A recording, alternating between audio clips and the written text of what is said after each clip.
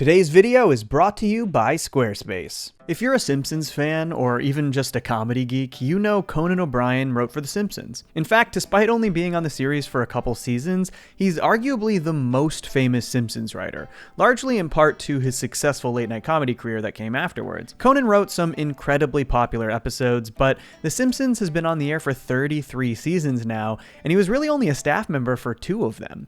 Was Conan's impact on The Simpsons as monumental as his popularity suggests? Well, let's find out, because today we're going to deep dive into the history of Conan O'Brien's time on The Simpsons. Have y'all ever listened to Conan's podcast, Conan O'Brien Needs a Friend? It's really great, but boy does Conan have a lot of sponsorships on that thing. So I want to take a page out of Conan's book and talk about today's sponsor, Squarespace. Squarespace is the all-in-one platform to build your online presence, run your business, or make a personal website. It's seriously so user-friendly. I threw this cool page together pretty quickly, it was easy to use, and there are so many different customization options. My website looks professional, and it matches the aesthetic of my brand and YouTube channel, highlighting some of my favorite video essays I've worked on, as well as some of the recent productions I've worked on professionally, complete with links to my work and contact info. I seriously can't express how easy Squarespace is to use, so head over to squarespace.com for a free trial, and when you're ready to push that website public, use my link, squarespace.com/Johnny2Cellos, to save 10% off your first purchase of a website or domain. Before The Simpsons, Conan had a pretty solid history of comedy writing. He ran the Harvard Lampoon when he was only a sophomore and had major dreams of writing for his favorite talk show, Late Night with David Letterman. Infamously, Conan submitted a writing packet for Letterman but was not hired, and instead went on to write for Saturday Night Live. Of course, the mind-blowing fallout from this development is that thanks to his time writing on SNL, Conan would end up replacing David Letterman as the talk show host of Late Night. But before that major milestone, Conan felt as though he was in a slump, and he gives credit to being hired on The Simpsons to helping him get out of that slump. And that is when The Simpsons saved my life.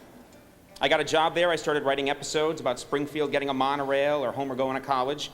I was finally putting my Harvard education to good use. The Simpsons was heading into its 4th season, the second season run by dual showrunners Al Jean and Mike Reiss, who had the challenge of beginning to replace some of the first writers to leave the staff since The Simpsons began. Conan was actually their 3rd choice for the staff role, but his impact on the show was felt immediately. During a story retreat before season 4, when writers would pitch stories to Jim Brooks, Conan managed to get 3 episode ideas through, despite Al Jean suggesting that Conan not pitch his now famous monorail episode idea for being too crazy. And so then you sold 2 stories, which you normally only get 1 through, and then so I said, well, maybe try that. I think you're the only guy that still has cleared 3 in 1 day. Conan ultimately would pen the script for 3 Simpsons episodes. Season 4's The New Kid on the Block and Marge vs. the Monorail, and Season 5's Homer Goes to College, though he also wrote the wraparound segments in Treehouse of Horror 4. All 3 of Conan's episodes are classics. New Kid on the Block introduces Bart's first of many love interests, and what I love most about it is how genuine so many of these interactions feel.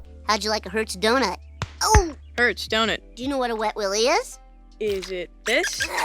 These just feel like childhood games and pranks that Conan likely experienced when he was younger, and that definitely adds a layer of authenticity to the story. There's your mansion. There's a tennis court. And there's a swimming pool. And sure, I can't give credit entirely to Conan for how impeccably directed this is, but the sequence where Laura tells Bart she has a boyfriend lives in my head rent-free. You won't be needing this.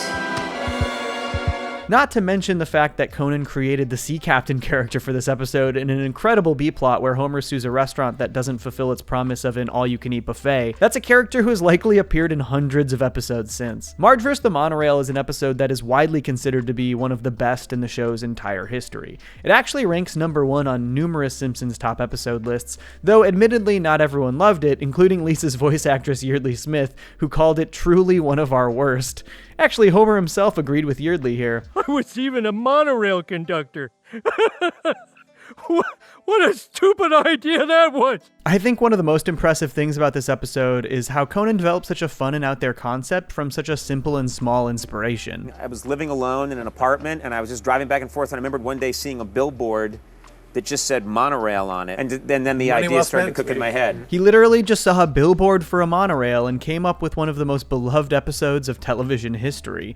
And up to that point, this episode really was out there. The Simpsons remained relatively grounded for its first 3 to 4 seasons, which obviously now, 33 seasons deep, could not be further from the case. One of my favorite stories about this episode is that they originally wrote a guest spot for George Takei of Star Trek, who refused to do it for a very funny reason. We contacted George Takei, and he told us he wouldn't do it because he was on the San Francisco Board of Transportation and he didn't want to make fun of monorails. Fortunately, Leonard Nimoy, Mr. Spock himself, jumped at the opportunity and was truly hilarious.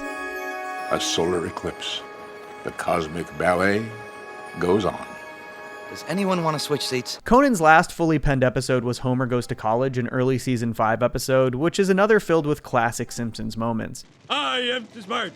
S-M-R-T. What I love about this one is how it showcases a realistic college campus, but Homer is only capable of looking at it through the lens of old college films like Animal House.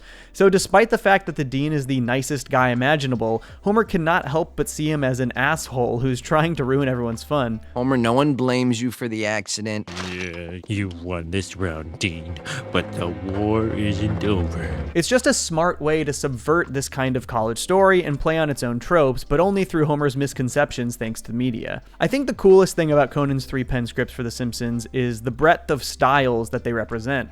New Kid on the Block is an incredibly grounded and relatable story. It's something that likely has happened to countless viewers of The Simpsons. Marge vs. the Monorail dives in the complete opposite direction. A man who scams towns into buying cheap, dangerous monorails. It's outlandish and ridiculous fun, and meanwhile, Homer Goes to College sits somewhere perfectly between the two as Homer goes back to school. An idea that is somewhat believable but plays out in the stupidest, most Homer way possible. Conan's few Simpsons scripts represent a surprisingly large spectrum of just how The Simpsons can be such a great show. It's pretty cool to see. But I guess that begs the question, what was Conan's impact on The Simpsons as a whole? Well, as he wasn't on the series for all that long, I think it's hard to give him any kind of major credit for changing the way the show was written. The series was full of incredible writers, and he was just one piece of a larger machine. That isn't to say he wasn't great and absolutely made the show better. He's Conan freaking O'Brien, but I think that maybe Conan's impact boils down best to one single question. How would your coworkers describe you? While combing through all of the Conan-related Simpsons content I could find while researching this video, one thing was clear, and that is how much the Simpsons staff loved working with Conan. Not just because of his contributions to the show, but because of how much fun he was to work with. Across his 5 Simpsons commentary tracks are countless stories of the ways Conan used to make his coworkers laugh, and they're looked back on fondly years later, even just recounting the bits he used to do. I used to come in and fill my mouth with Coca-Cola and then start vibrating, which would make the foam drip out of my mouth like I was having a fit. And you guys loved me, and you'd call me in. I'd be downstairs writing an episode, you'd call me up and make me fill my mouth with Coca-Cola. Sometimes Conan's weird bits would even make it into the show. He talked about how he used to just say the gibberish words jub jub over and over again in the writer's room until eventually they found a real use for it. I would just jub jub, I would just mutter it, or someone said, "What should the iguana's name be?" And there was a pause in the room, and I just said, jub jub. Across these commentaries, Conan just continued to crack up his former co-workers, and I think that speaks to how much fun he must have been to work with in a comedy setting. If you ever get a chance, please listen to these commentary tracks. They're filled with classic Conan bits. This was one of my favorites when they were talking about working with Johnny Carson. Are you still in touch with him? Who, me? Yeah. He's here with me now. Right, Johnny? No, I mean, does he comment on your show? Have you gotten any... But in addition to Conan's comedic presence on The Simpsons, it sounds like he was also just a great co-worker. Former showrunner David Merkin, who ran seasons 5 and 6, expressed how important Conan was to the show as he restaffed for season 5. I was rebuilding the staff at that point, and Conan was my rock. He was the guy that had already been there. David Merkin seems to really admire Conan, which is cool to hear, as he might be my favorite showrunner The Simpsons ever had. Throughout these commentaries, he could not stop singing Conan's praises. What a terrific writer Conan was also coupled with what a nice guy he was and how supportive he was of everyone else as well. I find this really interesting because I think it just says a lot about Conan as a person, but also about the whiplash he must have felt when he got his job hosting Late Night. Conan got the news that he was going to be the next late night host while he was at a recording session for Homer Goes to College, and that very night, they introduced him on The Tonight Show. He was immediately thrust into the spotlight and immediately criticized. I have to admit, few people have ever heard of him before. Actually, I think this picture is going to be published on a milk carton. Anybody ever seen this guy before? Conan went from a popular and incredibly supportive workplace at The Simpsons to being a national figure who people largely believed didn't deserve the job. He was torn to shreds in the media, but I think it really speaks to how much The Simpsons staff knew and understood how talented Conan was. In fact, they actually wrote him into the episode Bart Gets Famous as Late Night's host before he was confirmed to have the job. That's how much they believed in him. This is one of my favorite anecdotes from Merkin that illustrates how big of Conan fans they were. The 100th episode party of The Simpsons happened the day of the premiere of your show. And I arranged for a satellite hookup, and we watched your very first episode of the Conan O'Brien show. We watched the premiere live. And despite a rocky start in late night, Conan powered through to become one of the most celebrated to ever do the job. He's easily my all-time favorite late night talk show host, and has honestly had a profound impact on my comedic sensibilities and even the way I approach my YouTube channel. When I was in film school, at the height of my critical snobbery, Conan's final episode of The Tonight Show aired, and he gave a speech that would change the way I viewed media forever. And all I ask is one thing, and I'm asking this particularly of young people that watch. Please do not be cynical. Nobody in life gets exactly what they thought they were going to get. But if you work really hard and you're kind, amazing things will happen. This is actually something I've carried with me ever since.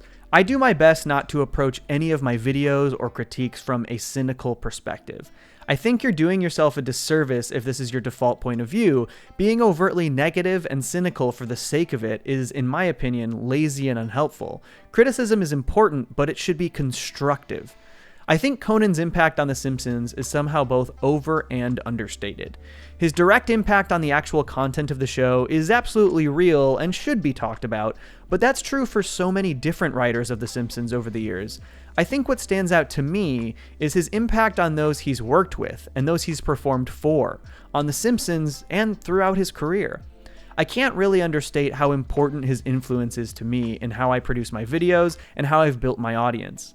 Because if you work really hard and you're kind, amazing things will happen. Folks, thanks so much for tuning into this little piece of Simpsons history on Conan O'Brien. Are you a Conan fan? Tell me in the comments your favorite thing Conan has ever done. Hope you enjoyed this video, and stay tuned for more. Peace. Johnny to Cellos.